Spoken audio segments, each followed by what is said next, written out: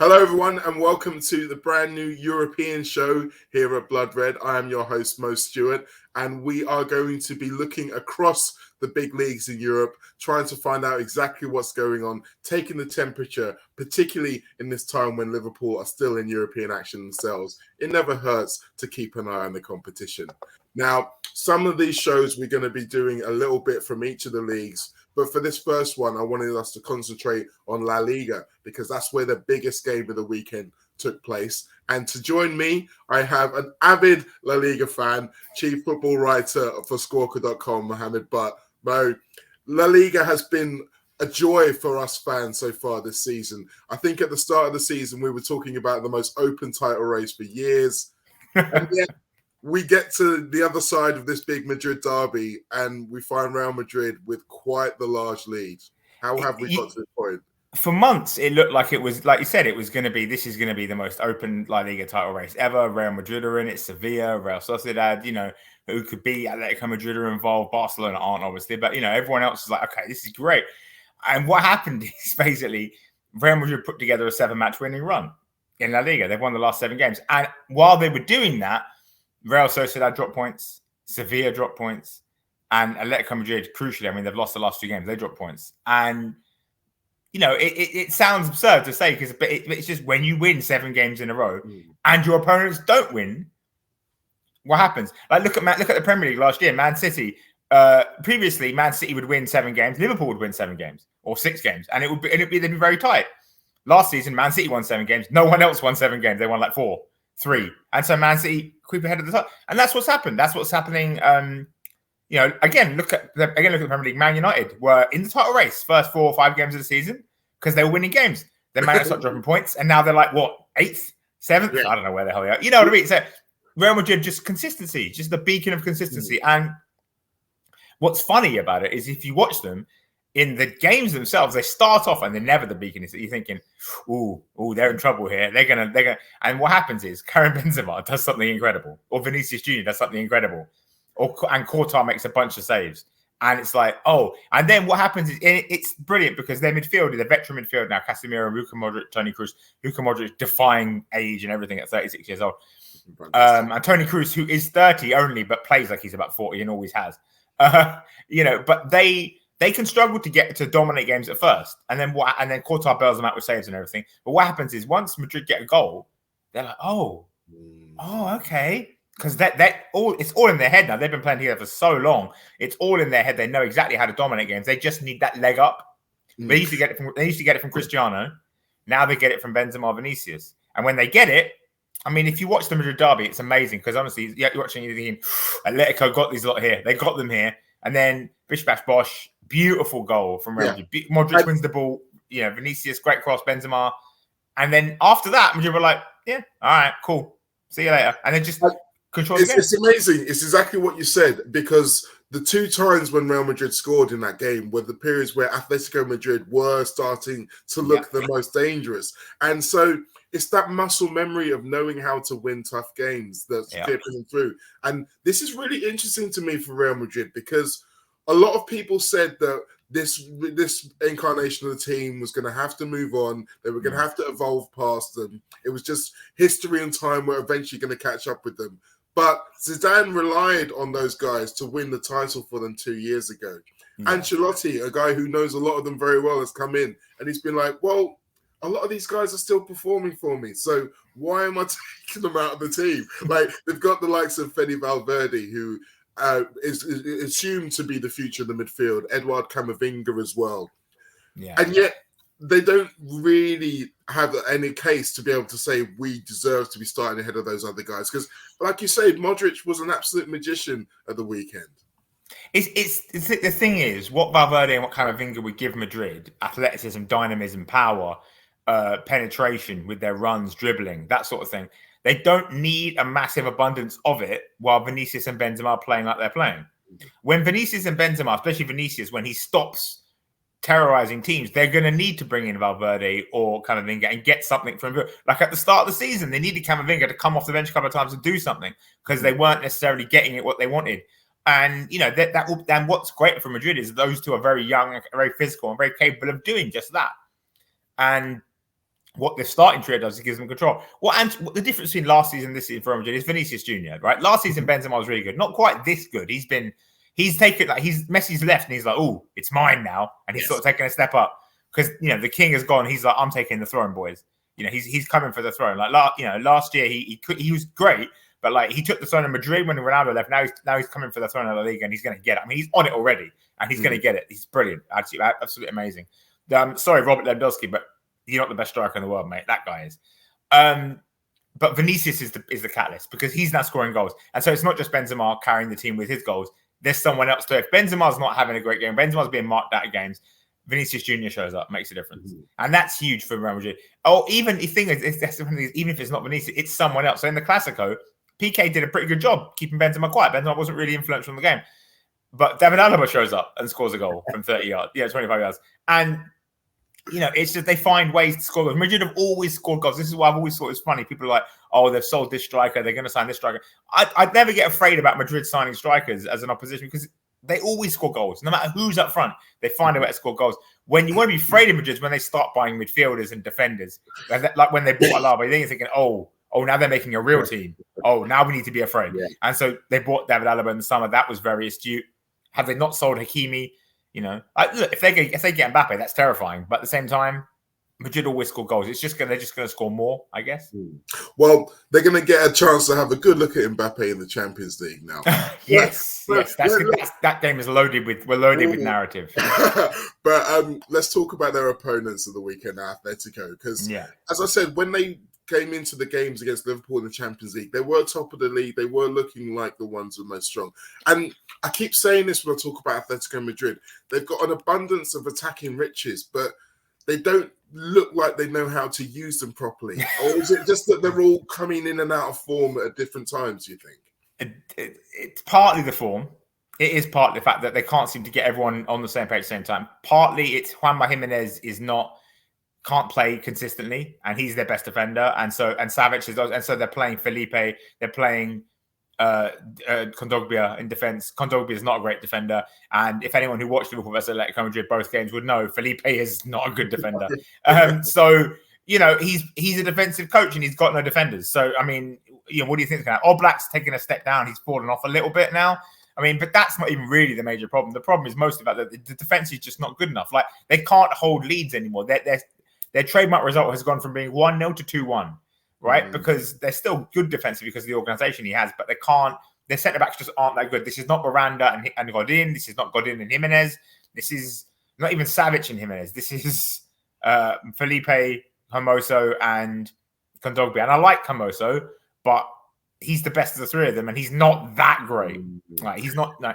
So that's a problem for them. The other thing is, of course, scoring goals. Luis Suarez, they signed him and everyone was like, oh, they've got one over on Barca. And but as I said at the time, that's a 1-year revenge deal you've got there. He's going to give you 1 year of absolute hate-fueled brilliance, which he did, and then he's going to drop off. Same thing, Marco Laudrup. When Marco Laudrup went to Real Madrid from Barcelona, he gave Real Madrid 1 year of hate-fueled vengeance. They won La Liga, and then he dropped off because it was like he only went there because he was angry at the other team. And look, fair enough, but now you look at Suarez and he's a ghost of himself. In the games against Liverpool, I mean, look, he couldn't handle Van Dijk in 2019.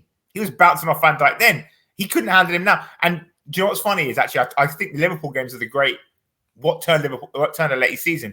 I think until Griezmann sending off in that first game against Liverpool, I thought they were looking really good. They had a few mistakes, but they looked really good. And they were absolutely. Griezmann was putting Van Dijk in a washing machine, and it was like, oh wow, okay, here we go. Griezmann got sent off, and since then they've just sort of they've not looked the same. Their mental. I know that sounds absurd to say that Griezmann's, but it's just like that turned that game, and I think not winning that game or losing, as it turns out, I think that's completely derailed their season in a way. And I think they just look like a team that doesn't know how to play. No. Doesn't have an idea of how to play, and they've got amazing talent in players. They should be playing beautiful attacking football. They've got the best squad in La Liga. They've got Thomas Lemar. They've got Rodrigo de Paul. They've got Antoine Griezmann, who's back in his element, playing well. They've got João Felix, for God's sake, came off the bench and was amazing. Probably one of the best outfielders on the pitch in the second half of that game. And but it's just Simeone has to evolve. This is like the point when if you're again Premier League, Tony Pulis reached his point with Stoke. When his Stoke team had gotten so good at being defensive that there's something they had to start being attacking, and the players wanted to be attacking, and the fans wanted it, and it's like Tony Pulis could not make that leap. No. And Simeone's tried a couple of times before to make the leap, and he hasn't done it, but he's sort of hung around and persevered because he don't want to let him go because he's a legend. It's now he's at the point where, again, he has to make the leap. He's won La Liga, did it very, it was okay, it was good, but now they need to get even better. And it's not as easy as it sounds, is it? It's not as easy as it sounds. Look, man, it's easier to go from helter-skelter to solid. Look at, again, Liverpool, 2018, 17, 18, helter-skelter, great fun, lovely. Didn't win anything. Become a bit more solid. It's easier to go that way, to take a mad team and become solid than to take a solid team and make them expansive and attacking, because the confidence, like the way Man City play, great example, Man City or Barcelona for that matter. You can see actually with Barcelona this year, it's not as simple as having an attacking coach. You need to have a coach that can to get the players that actually believe what they're doing and to believe to the degree that they will not be shaken by opponents pressing them. That takes time. It took Pep a whole year at Man City. It took Pep a whole year at Man City. At Barca, he had a cheat code because all the players grew up in La Masia, so it was easy. He did it very quickly. But it took him a long time at Man City. It took him a year at Bayern really to get it really right as well. It takes a while to get players to believe it. So Simeone has to now show faith and show patience with an attacking team, an attacking approach. Will he, though? Don't know. This is what we're going to see, and will they have patience in him? I mean, they will. He's got a massive. He's got carte blanche at that club. He can do what he wants. He's won the 2 league titles, won a Europa League, taken them to 2 Champions League finals. Like, he can do whatever he wants. He can write his own check it there. That's why he's not leaving. Anyone that links him anywhere else is just a liar. He's never leaving that club. They love him there. He can do whatever he wants, and yeah. I mean, again, to draw another Premier League comparison, is like Sean Dyche. He's probably never going to leave Burnley either. Yeah, like he's happy in his little fiefdom. He's there. Like, who are they going to get that's better than Simeone? No one. True. I mean, we spend a lot of time talking about Madrid here, but they are not the premier city in Spain, because the city of Seville have 2 teams in the top 3 at the moment. Now, Sevilla, most people would have expected they were one of the teams in the title mix. Yeah. But Real Betis were not. They're the best team in the league right now to watch. They're the best team in the league to watch. They put Real Sociedad to the sword 4-0 at the weekend. It was a fantastic game as well, one in which they were throwing cuddly toys onto the pitch at halftime, as is their Christmas tradition. But this is another example of a club giving a manager time, because when Manuel Pellegrini first came in, they'd obviously had a bit of a poor time. They finished 15th the season beforehand, and he didn't hit the ground running. There were a lot of draws in his early games, but they kept faith in him. They kept faith in his system, and now he's turned it around. And the thing I like the most about this team is that there are lots of players who have been previously written off. So you think about Sergi Canales, who was the teenage sensation and then kind of dropped away. Now a 30-year-old man, he looks like he's grown into his game. And then, of course, there's Nabil Fekir, the mercurial Nabil Fekir, who Liverpool's Nabil Fekir, a Liverpool footnote, who is now looking like the player who we saw at Lyon. It's a great story. You always want to see new teams in the mix, but a lot of it is going to depend upon Barcelona as to how long they can stay up there, isn't it? Well, the thing with Betis is, right, they're really good. It's just you worry about them because obviously a lot of it is based off, a lot of their success right now this season is based off Juanmi's goal scoring, which right now is incredible. He's really, really doing well. But how will that last? Like, I mean, obviously it looks like it's going to last because he's playing and scoring goals in a sustainable kind of manner. But at the same time, you're sort of thinking, this can't, like, he's Juanmi. This can't keep going. Like, but so far it is, and that's it. And it's just excellent players. I mean, a lot of it is just Pellegrini's taking great talent that he has available to him. Joaquin, don't forget Joaquin, the legend, 40 years old now, longest serving player in La Liga now that Messi's gone. Joaquin is amazing. Alex Moreno is really coming on strong, playing fantastic attacking football. A bit of a ropey defender, but really sensational in attack. William Carvalho is playing well in central midfield, but it's Fekir is the key thing. He's probably the most, again, it's like you talk about who's the power vacuum left by Messi, right? So Benzema and Fekir are probably the 2 players that look like they're filling it the most. Like Fekir is this dribbling, creative genius kind of type, really mercurial, really, really talented, left-footed. And then Benzema obviously is Benzema, goals and assists and everything. So those two are really stepping up, and Fekir is really elevating everyone else. But Canales is really hitting his groove now. I think he's 28 or 30 now. He's really a veteran, but he's really finding his groove. He's really playing well centre midfield. And then Juanmi, that's the thing, is they're scoring goals, right? Against Barcelona, the game-winning goal, Juanmi just popped up with it out of nowhere. Against Real Sociedad, he scored again. Having someone that can score goals is so invaluable. I hate to not to praise Roy Keane too much because some of his punditry is very strange, but he's right in the fact that putting goals in the back of the net is the most important thing you can do in a football match because it helps you win games. I think goal scorers are overvalued in terms of when you talk about individual awards and who's the greatest in the world and stuff like that. Mm-hmm.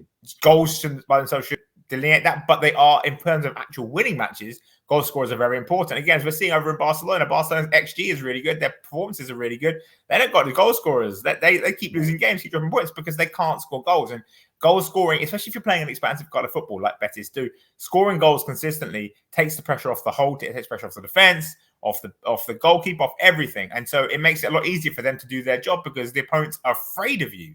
Yes. Opponents are afraid if we go forward, they're going to kill us. Liverpool, again, is a great example of this. Liverpool's defense was really dodgy at the start of the season. And it still doesn't look 100%. But no one wants to attack them because they're like, oh, God, if we go forward, that guy, Mohamed Salah, Sadio Mane is going to kill us. They're terrified. And that's it. You create the fear. It's mutually assured destruction. Once you create the fear in the opponent, they don't want to attack because they're too afraid to do it. Because they think if we do, they're going to get us. And so that's what I mean. That's what I mean about you need to inculcate this bravery in teams to actually play expansive football. It really is. It takes bravery to do it. And that's something that I think Pellegrini doesn't get a lot of credit for. I think people look at his demeanor. They look at the fact that he seems like he's almost so calm. He's asleep most of the time. And they just assume that he's not really doing much. But he is that kind of coach. And obviously, everywhere he's been previously, we think of Real Madrid, we think of Malaga, we think of Manchester City. We also think a little bit of West Ham. He's tried to be a progressive manager, tried to get his players to play attacking football. So we do hope that's going to help them. I do wonder, obviously, they're in the Europa League playoff rounds against Zenit. Yeah. So that's an extra game that they're going to have to play that some of their opponents aren't. And let's talk about their city rivals, because as I mentioned, they had high hopes at the beginning of the season and they are kind of playing up to it. And theirs does tend to be very much built on defense, that Kunde Carlos axis at the center of their defense. But obviously, these are two very highly touted players. So do you see an issue where someone might try to come in for a Jules Koundé in January and maybe disrupts Sevilla's momentum? January, I don't think so. I think if it was going to happen, it would happen in the summer. Obviously, Chelsea were heavily linked with him. And I think next summer, again, it might happen again. They might come in for him. I think January bid for a player of his stature, I mean, it's certainly possible, right? Laporte moved in January, didn't he, to Man City. Van Dijk moved in January to Liverpool. So it's certainly possible they'd sign a player like that, but I don't see it necessarily happening. The thing with Sevilla, what's interesting is what's going to undo them is not the fact that they might lose a bunch of games and everything. What's going to undo them is the fact that they don't score enough goals. Their goal scoring is hit and miss, and they'll draw their way to not winning the title almost, or not challenging, right? And that's what's going to give Real Madrid versus Sevilla, which basically looks like it's going to be, because you figure Betis will drop off long term. So what looks like it's going to be the main La Liga title race, Real Madrid versus Sevilla. What's going to happen is you're going to find Real Madrid. I mean, right now they're already, they've got a game in hand, but they're already 8 points ahead of Sevilla. And Sevilla's game in hand against Barcelona, so it's not a guaranteed win for Sevilla. 8-point gap already, and you figure that's only going to get bigger because Sevilla will just draw games. They've drawn 4 already this season, lost twice. You can just see them dropping points with City draws. They did it in Europe a lot. It's just an issue for them. Yeah, it is an issue for them. And again, I think a lot of people look at the manager, Julian Lopetegui, and then very much like we were saying with Pellegrini, the philosophy of the manager kind of dictates the way the team play. And I mean, yes, you could say he looked at that team and saw, well, we've got 2 very good centre-backs. We've got an improving goalkeeper in Bono. So we should probably build from here. But as you say, when you are moving into that elite competition and every point counts in a title race, it is going to be exactly those kind of things that drop them down. I mean, they kind of drew their way into the Europa League if you look at the way their Champions League group goes. That's what I'm saying. That's what I'm saying. And it's frustrating because their defense is great. They defend very well. They're very organized. Diego Carlos is very good, although a bit too happy to dive in and give away penalties. Koundé is phenomenal. You know, they've got Montiel at right back, really, really good. Acuna left back. They've got Argentina's left fullbacks. You know, they're really good. They've got a really good defensive unit. Fernando in defense has found a second life playing there, you know, so in defensive midfield, sorry. So they're a good team. They're really solid. Just their problem is can they consistently score goals to really sort of keep pace with Real Madrid? I don't think they can. It would be nice if they could. But yeah, this is what I'm saying. Madrid, this is why it's funny. Like it's the start of December, middle of December. Madrid have already won La Liga. Really, if we're being realistic about it, like, okay, they could collapse. They could have a big drop points and everything. But the thing is, I think even if they do drop points, I do think they're going to drop points. They're not going to win every game to the season. I think they'll drop a bunch of points. But no one else in La Liga is going to be consistent enough to catch them for my money. So Sevilla will draw their way to the title. They'll draw their way out of the title race. Sorry, I should say. Betis, I mean, look, I would love Betis to keep going. And to be fair, Manuel Pellegrini did once get 96 points for Real Madrid and didn't win La Liga. So, he's probably the only one. Yes. Well, yeah. So he could maybe give it a good push. But with Betis, again, you're relying on Rami consistently scoring. Will he keep that for a whole season? I mean, if he can, who knows? But Atletico Madrid are going to drop points. Real Sociedad, I mean, everyone was like touting there for the title. I was like, no. It's Atletico Madrid. Guys, they're going to drop points. They're going to drop a lot of points. It's Real Sociedad and Atletico Madrid. You can't trust them. It's a miracle Atletico Madrid did it last year. Sorry, Real Sociedad, born to drop points. 2003 La Liga title race. Anyone remembers that? They should have won it. They were amazing. And they bottled it at the end to Real Madrid. So the only team that... For anyone from the Alonso family who are watching, by the way, because that one's quite raw still, I imagine. Now, it's time for us to address the red and blue shaped elephant in the corner. We haven't talked about Barcelona yet because they are miles off the pace. They do now have Xavi in place, who is supposed to be the prodigal son. He's been planning this move for decades, it seems like, and now he's finally in situ. They do look like they are beginning to show some shoots of recovery. Mm-hmm. The question is, will it be in time to get back into the Champions League places? I mean, they're 18 points behind Madrid right now. 18 points behind Madrid. And, you know, look, this is the thing. But in terms of Champions League places, Atletico Madrid are 29 points and Barcelona have 24 points. So they're not miles off the Champions League places. They're not miles because, again, like I said, Madrid are just running away. Everyone else has dropped points. So they're not miles away. And the thing is, you've watched them under Xavi, there's huge improvements in certain areas, massive improvements. The structural organization of the team is much better. They're not really pressing consistently, which again is what Xavi said. And then when they're pressed, this is what I was saying about it takes time to get the confidence in. When they're pressed, they don't keep possession. You remember Barcelona used to be under Pep and under Tito Villanova, and even to a degree under Luis Enrique, but mainly under Pep and Tito. When you press them, they'd just be like, okay, cool. And they just keep the ball, pass for like 5 minutes, and you wouldn't see the ball again. And then the game would slow down and you'd get bored and you'd get back into your defense. And, you know, so they used to kill games by doing that and used to own games by doing that. And they don't do that now. When you press them now, they panic and kick it long. Because under Luis Enrique, they would just kick it to MSN, let MSN sort it out. Under Valverde and Quique Setién and Ronald Koeman, it was like, get the ball away, get it away, try and attack. It was because they forgot their first principles, right? Possession and pressing and dominate the ball that way. So Xavi's come back and he's talked the talk very much. And you can see that he's trying to get them to do it. But it's hard. It takes time. It takes time on the training pitch. And remember, when you're playing every 3 days, you don't really have time on the training pitch. This is why the mistake they made, Joan Laporta made, was not sacking Ronald Koeman in the summer. Like, I understand why he didn't. His idea was, let's go a whole season. This season's going to be rough. Let's let Koeman ride the season out. And then we'll get Xavi in the next summer. We'll have money again to spend and whatnot. But it was a mistake because Koeman was such a... They got what they got last year for two reasons. One, the 3-5-2, they changed to. And two, Messi went ballistic, and the 3-5. He wasn't allowed to play 3-5-2 this year. They told him to play 4-3-3, which is a terrible idea for Ronald Koeman. And the other thing is Messi's not there anymore, so you know they lost their cheat code. And Ronald Koeman couldn't play the only formation he could play that made some sort of sense, right? And then also, to be fair as well, the ultimate thing was he had a sort of quasi good thing going with Memphis, Braithwaite, and Griezmann as a front three. It kind of worked. With the Memphis's Braithwaite's hard work and running, complementing Memphis being a bit lackadaisical, a bit languid. Then Braithwaite got injured, and Griezmann left, and so it's then Memphis, and then to replace those two guys, these two quick, hard-working winger attacking midfielder types. Ronald Koeman asked for Luke De Jong, who is a player slower than Memphis, and even less mobile than Memphis. So I don't really know what Ronald Koeman was thinking, be honest. I feel like he's slower and less mobile than us. It's possible. I would never want to say that because obviously, when you don't really realize how athletic footballers are till you get to stand next to them and watch them do their thing. But look, Luke Young's a fine player. I don't want to feel like I'm saying he's the problem in the sense that he is the problem, but it's not his fault. He's a fine player, but he's out of sorts in this Barcelona team completely. They don't really play to his strengths. They never have done.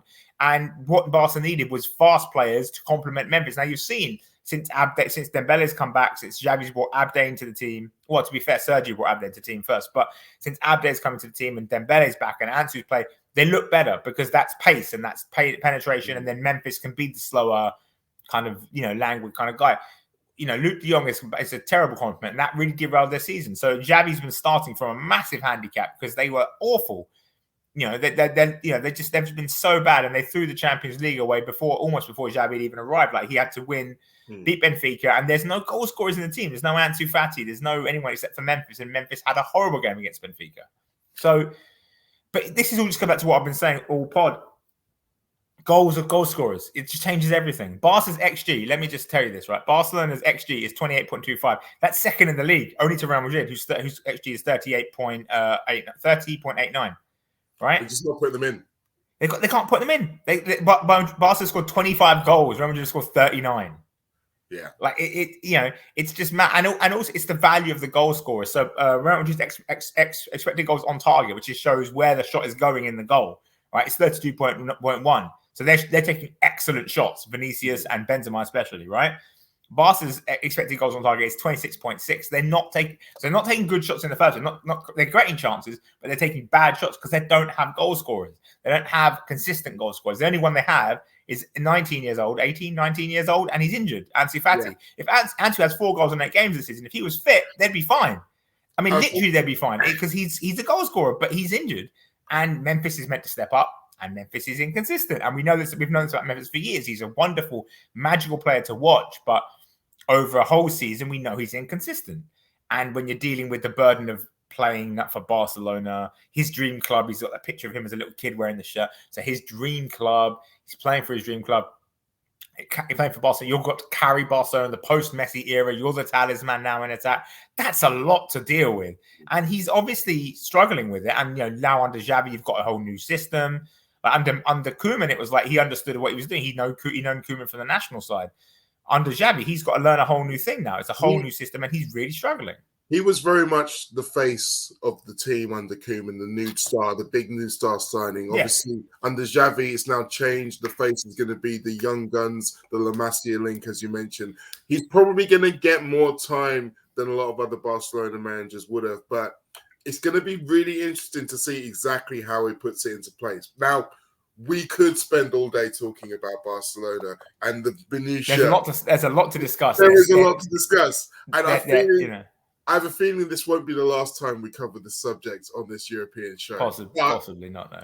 With it being show number 1, that's all you're getting for now. Just a little taster of what this show is going to be. So, Mo, thank you so much for joining me through this dance across La Liga. I'm sure you'll be back again, and we will be able to dive into all of what European football has to offer. Thank you all very much for listening. We'll see you again.